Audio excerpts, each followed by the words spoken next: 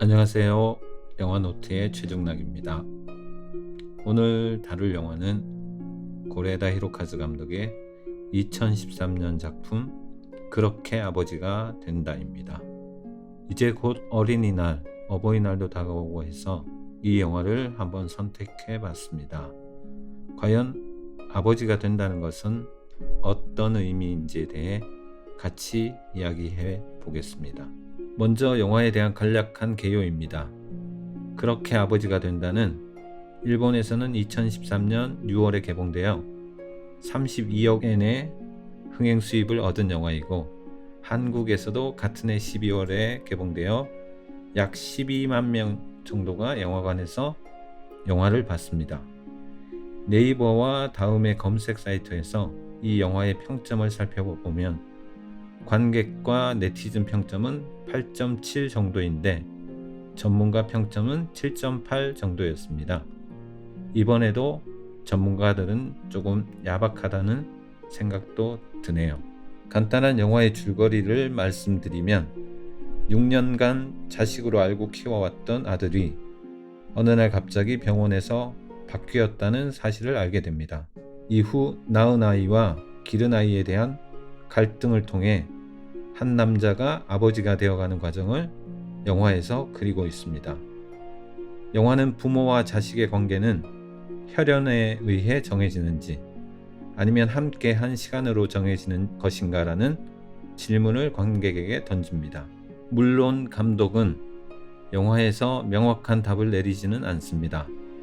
하지만 제목과 마지막 장면을 통해 이 영화가 어떤 결말을 맺었는지를 짐작할 수는 있습니다.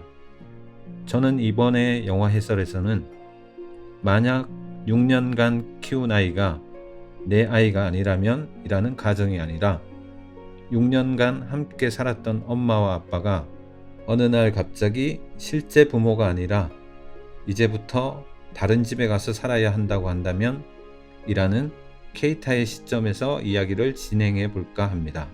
그렇게 아버지가 되어가는 아빠 류타의 시점이 아니라 아들이 되어가는 케이타의 시점에서 말입니다. 이런 관점에서 보면 영화는 좀 더 다른 느낌으로 우리에게 다가옵니다. 그러면 이제 키워드를 통해 영화를 좀 더 자세히 살펴보겠습니다. 첫 번째 키워드는 아버지의 날입니다. 영화는 11월이라는 자막에서 시작해 이후 시간의 순서에 따라 1월, 4월, 6월 등의 자막이 첨부됩니다. 11월의 주요 이야기는 케이타가 일본의 에스컬레이터식 입시 제도에 맞춰 초등학교 면접을 보는 장면에서 시작합니다. 1월에는 처음으로 케이타와 류세이가 실제 부모의 집에서 숙박을 하는 장면이 이어집니다. 그리고 4월에는 케이타의 입학 장면이고 6월은 케이타가 교실에서 아버지의 날을 맞아 종이 장미를 만드는 장면으로 시작합니다. 일본은 한국과 달리 어머니의 날과 아버지의 날이 따로 존재합니다. 어머니의 날이 5월 두 번째 일요일이고 아버지의 날은 6월 세 번째 일요일입니다. 케이타가 아버지의 날을 맞아 두 개의 종이 장미를 만들었듯 료타도 장미를 들고 아버지를 찾아갑니다. 그곳에는 고혈압을 겪고 쓰러져 거동이 불편한 자신과 꼭 닮은 아버지가 존재합니다. 새 어머니 노부요에게 료타는 어머니라는 호칭 대신 이름을 부르는 장면이 등장합니다. 이후 료타가 노부요를 대하는 태도는 거짓말을 했던 간호사 집에 찾아간 후 바뀝니다. 아버지의 날은 아버지를 위한 날이 아니라 자신이 누군가의 자식이라는 것을 인식시켜주는 역할을 하기도 합니다. 료타에게는 자신과 생물학적으로 너무나 닮아 있는 아버지의 아들이라는 것을 인식시켜주고 케이타에게는 낳아준 아빠와 길러준 아빠의 아들이라는 것을 인식시켜주는 것이기도 합니다. 두 번째 키워드는 사진입니다. 이 영화에는 많은 스틸 사진이 등장합니다. 우연인지는 모르지만 이 영화를 촬영한 타키모토 미키야는 원래 사진작가로 활동하고 있고 이 영화를 통해 고레에다와 함께 처음으로 영화 작업을 하게 됩니다. 이후에도 바닷마을 다이어리와 세 번째 살인에서 고레에다 히로카즈 감독과 함께합니다. 고레에다에게 촬영 감독은 아주 중요한 역할을 합니다. 이에 대해서는 다음에 자세히 말씀드리도록 하겠습니다. 이런 연유에서인지 모르지만 이 영화에는 스틸 사진이 많이 등장합니다. 먼저 대기업 건설사에 다니는 료타의 집에 장식된 사진부터 살펴보겠습니다. 거실에는 케이타의 독사진이 이곳저곳에 장식되어 있습니다. 이때 사진은 모두 케이타의 단독 사진입니다. 그리고 류세이가 료타의 집에서 살기 시작하면서 료타가 집안에서 지켜야 할 규칙을 류세이에게 이야기할 때 엄마 미도리는 캠핑장에서 찍은 3명이 모두 나오는 사진을 장식해 둡니다. 이 가족의 첫 번째 가족 사진입니다. 이 장면을 보면 케이타가 있을 때에는 가족 사진을 찍을 시간적 여유도 심리적 여유도 없었던 듯 합니다. 다음으로 인상적인 사진은 노노미야 부부와 사이키 부부가 아이가 바뀌었다는 사실을 알고 병원 관계자들과 처음 만날 때 둘을 확인하기 위해 테이블 위에 내놓는 사진입니다. 료타가 내놓은 케이타의 사진은 영화의 첫 장면에서 나오는 입시 면접 때 사용했던 너무나 공적인 사진입니다. 이에 반해 류다이가 내놓은 류세이의 사진은 여름에 놀러갔던 놀이공원에서 찍은 사적인 사진입니다. 이처럼 처음 등장하는 두 아이의 사진에서 가족의 분위기를 알아차릴 수 있습니다. 마지막으로 등장하는 사진은 프린트된 사진은 아니지만 디지털 카메라 파인더를 통해 보이는 사진입니다. 영화 속에서 때때로 케이타는 아빠와 엄마의 사진을 찍습니다. 아무렇지도 않게 장난처럼 찍은 사진들입니다. 나중에 거실에서 료타는 케이타가 찍은 자신의 모습을 보면서 아버지가 되어갑니다. 지금까지 자신의 시선으로 세상을 보았던 료타가 처음으로 자신이 케이타에게 보여지는 존재였다는 것을 인식하는 부분입니다.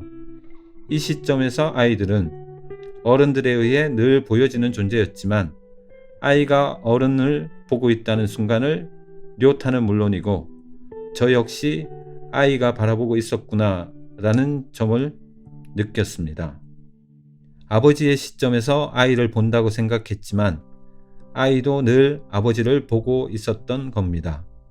아이는 아버지가 자고 있는 순간에도 웃고 있는 순간에도 얼굴과 함께 여러 신체 부위를 보고 있었던 겁니다.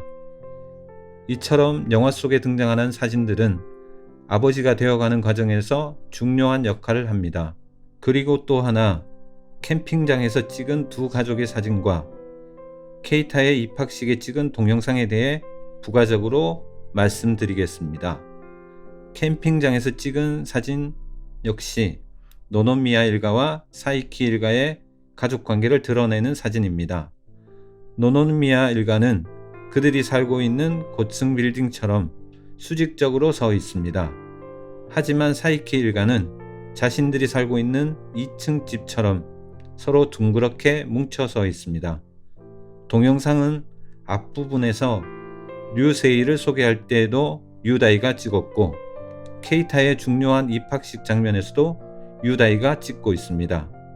사진과 달리 동영상은 아이의 당시의 실제 모습을 생생하게 드러내 줍니다. 세 번째 키워드는 미션입니다. 영화 속에서 케이타는 이제까지 수많은 미션을 잘 수행해 왔습니다. 에스컬레이터식 입시 준비를 위해 학원에도 다니고 류세이가 아버지의 법, 즉 집안에서의 규칙에 대해 왜 그래야 되냐라고 질문을 하는 것과는 달리 반대로 케이타는 묵묵히 자신의 미션을 수행해 왔습니다. 재능이 없지만 꿋꿋하게 같은 곡을 반복해서 연습했고 사이키 집안으로 가면서도 그곳에서 피아노 연습을 해야 하냐고 묻습니다. 그런데 어느 날 새로운 미션이 케이타에게 내려졌습니다.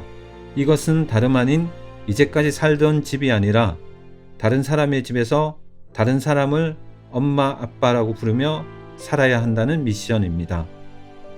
아빠 료타가 이제 미션은 끝이야 라는 말이 나오기 전까지 케이타는 자신에게 주어진 미션을 묵묵하고 충실하게 수행하면서 아빠가 돌아오기를 창문 너머로 바라보며 기다리고 있었던 겁니다. 미션이 무의미하다는 것을 인식할 때쯤 아빠 료타가 갑자기 찾아옵니다. 흔히 부모가 처음이라서 라는 말이 있지만 자식도 처음이기는 마찬가지입니다.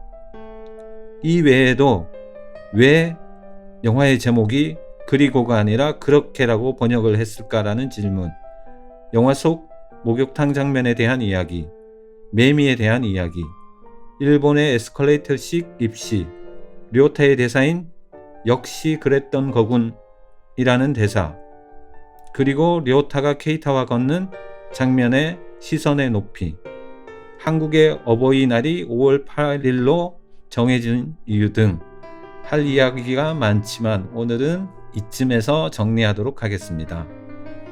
자, 그럼 마지막 한 줄 평입니다.